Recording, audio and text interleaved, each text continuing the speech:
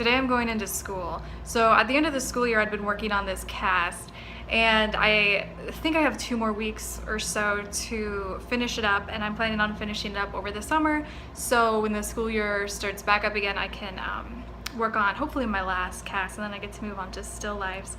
But anyways, I've been going into school about once a week, working on other things. And last time I was there, I noticed that the light box, the structure that I built around the cast, that makes really pretty light on the cast, it collapsed. And it was up there pretty sturdy, up with Gorilla Tape and others, but I think just the heat, it gets really hot in the studio in the summer, and I think the heat just brought it all down. So I'm gonna go in today and try and rebuild it and make it how the shadows fall over it exactly how it was before. So hopefully I can make it exact and then finish this cast up over the summer.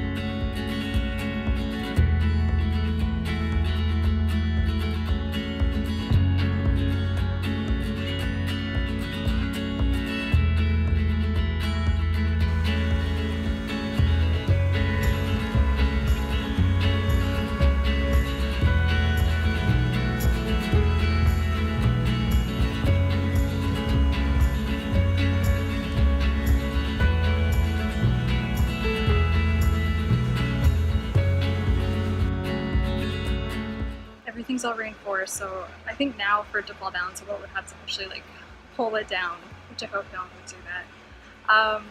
We have a model coming in about 3 hours, so in that gap I'm just going to be studying anatomy.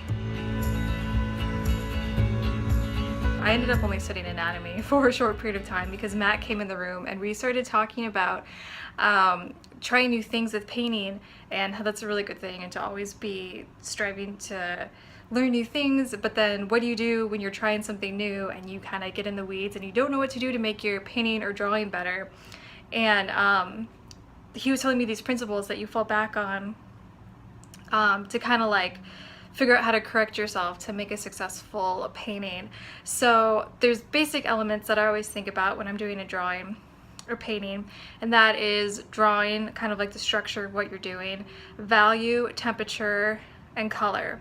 And so principles that I then lay on top of those elements is the big shapes, so kind of like simplifying things and seeing how like the big shapes of your piece relate to other big shapes in your piece. So really looking at the big shapes of your drawing, the big shapes of value, big shapes of temperature, and then the big shapes of color.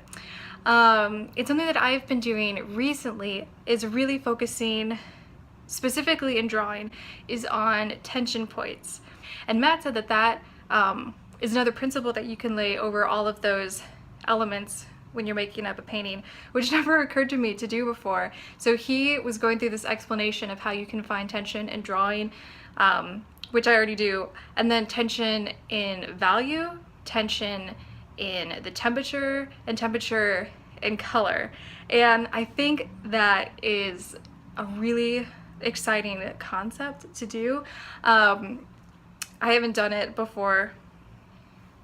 I think I'm going to definitely practice that when I go out painting next, and really think about those concepts, so hopefully I can talk about it better, so I can really explain it. But we talked about that for a long time, and then the model came, so then I was drawing from the model. So the next video clips I'm going to show are from the model session. So our model sessions are 25 minutes with 5-minute breaks, so each segment of the video is like the next 25 minutes that I've done. Okay, back to the vlog.